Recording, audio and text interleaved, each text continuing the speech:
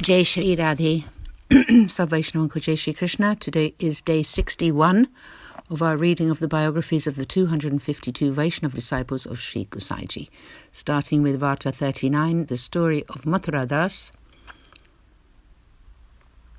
who lived in Gopalpur, from whom Sri Gosaiji verbally renounced, Bhav Prakash. He is of a sattvic disposition. In the eternal Leela, his name is Prema Vallari. Prema Vallari manifests from Shubhanana, is thus a form of her divine loving mood. He was born in Gopalpur, Jetipura, in one Kshatriya family. When he was 20, he met one Vaishnava who brought him to Gokul, and he was initiated as a disciple of Sri Gosaiji. From that day onwards, he would regularly visit Sri Gosaiji in Gokul to have his sight, and then he would listen to his discourses on the Subodhaniji before returning home. Part 1. Once Sri Gosaiji was sitting in his Baitak. 5 or 6 Vaishnavas were sitting close to him. At that time, Mathura Das arrived there. He supplicated Sri Gosaiji, "O Maharaj, what difference is there between your followers and those of Sri Acharyaji?" Hearing this, Sri Gosaiji kept quiet.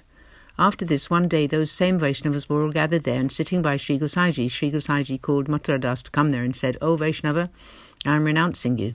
All the Vaishnavas heard this. Then they all went home. Mathura Das was most ashamed and went home.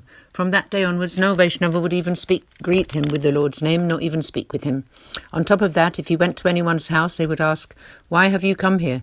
Sri Gosaiji has renounced you, so please do not come to our home." All the Vaishnavas avoided him in this way. He neither ate nor drank for 3 days and decided that he would drop his body on the 4th day. On that 4th day, he walked outside of the village.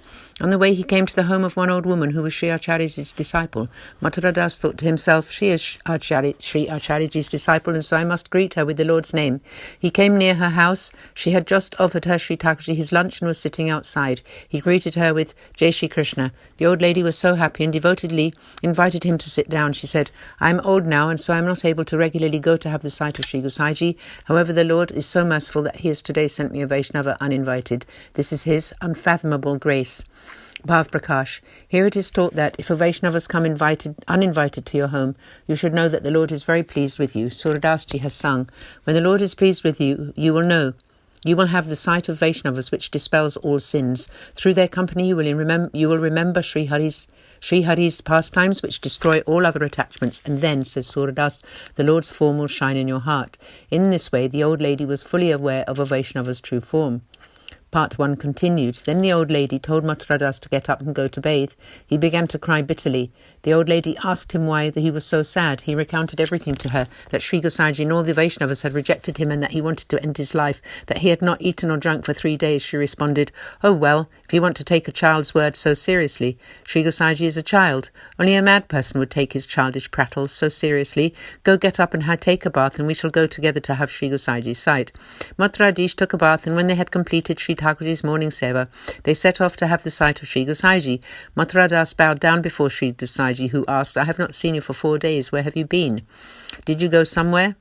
The old lady told Sri Gosaiji what had been said before, and he replied, "I did not say anything to him, and I have not renounced him." Hearing this, Mathura Das realized the truth of the old lady's words, and, with his bodily hair standing on end, bowed low to Sri Gosaiji. Sri Gosaiji announced to all the Vaishnavas present, "O look, O Vaishnavas, observe the nature of Sri Acharyaji's disciples." Bhav Prakash. The inner meaning. The disciples of Sri Acharyaji are replete with most excellently unshakable love, and thus know that rejection is not a part of this path. Thus she revived the Vaishnava who is on the brink of death. In the same way that Achyuta Das graced Bhagavan Das, the temple servant, equally here the old lady had graced Mathura Das. The deep nature of Sri Acharyaji's followers is thus very difficult to fathom. Part 1 continued.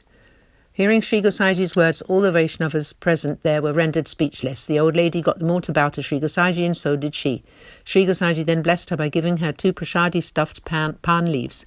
She then took Mathura Das back to her home, fed him nicely with mahaprasad, and when he was content, sent him home. When the old lady had left for her own home, Sri Gosaiji spoke to all the assembled Vaishnavas about her greatness. Those Vaishnavas then all kept quiet. That old lady was a precious disciple of Sri Acharyaji. Through her association, Mathura Das came to understand Sri Gosaiji's true form. Thus concludes Varta 39, the story of Mathura Das, who was the recipient of Sri Gosaiji's great grace and an accomplished Vaishnava. Truly, there is no end to his story. Continuing with Varta 40, the story of one son of a Vaishnava from the south. Once Sri Gosaiji travelled to the south, where he gave divine discourses every night. On one occasion, this son of a Vaishnav came to listen to Sri Gosaiji's discourse. During that discourse, he heard that Sri Thakurji eternally sports in Vraja, that he dresses up like a dancer and then goes to the forest to graze the cows with the other cowherds and plays the flute, and that he is always playing there in this way. He heard that Sri Thakurji returns home in the evenings and that Sri Yashoda performs the arati ceremony as he comes. Hearing all of this, the son of a Vaishnava approached Sri Gosaiji and asked, "O Maharaj, are these leelas still being played out to this very day?" Sri Gosaiji replied that the leelas are eternal and ceaseless. The Vaishnava's son became very restless, thinking to himself, "When I will be able to go to Vraj and have the holy sight of the Lord." Thereafter, one day, taking a little money with him for his expenses, that son of a Vaishnav set off without saying anything to his family members, nor did he ask their permission. A little while later, he sent word to his parents that he was going to Sri Gokul and he would shortly return home, having seen all of the Vraja land. He soon reached Gokul. Then he came to Sri Govardhan. In fact, he went to all the places that Sri Gosaiji had mentioned and went there and sat for a while, waiting for the Lord to come there to play.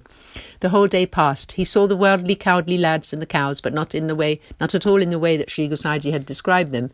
The sun set, and that son of a Vaishnava was shocked, thinking, "Well, Sri Gosaiji would never lie, but I have seen nothing here." He remained sitting there for 3 whole days. His heart became full of burning desire. When the sun set on the 3rd day, and he became very unhappy, as he thought, "Sri Gosaiji was not lying, but I have seen nothing here. I should drop my mortal coils here and now. What use is this body to me?" He made this decision. However, Sri Govardhan Nathji could not tolerate his suffering and decided to grant him his holy sight.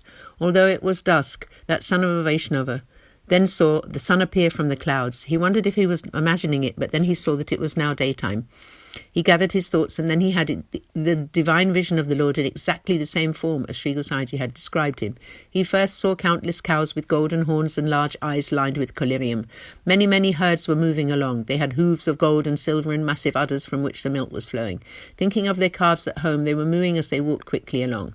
The sky was filled with clouds of dust from their hooves. Then that son of a Vaishnava saw countless cowherd boys walking along behind them. They were singing and playing flutes amongst themselves. In their midst, Sri Thakurji was walking along with his hand on his friend Sri Dharma's shoulder. In front of him was Sri Balaramji. Sri Thakurji was wearing a bunch of peacock feathers and had bunches of many kinds of flowers tucked behind his ears. He was wearing yellow and was decorated with mineral colours all over him.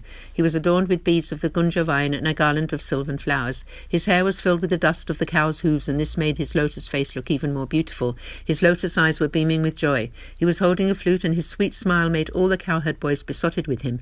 In this way, Sri Thakurji granted his holy sight to that Vaishnava boy. Then Sri Krishna, the upholder of the Giriraj mountain, came close to the boy and, with his own hand, pulled him into that band of boys and cows. He then brought him to Nanda's palace and kept him there next to him for 3 days. He gave him to eat and drink. He put him to rest in his own bed, and this way granted him so much bliss. Why? In the eternal Leela, he is Gop Devi, who manifests from Madhurekshana and is thus a form of a sattvic mood of divine love. They belong to the Kumarikas group, and therefore Sri Thakurji kept him for 3 days in Nandale, in his own bed.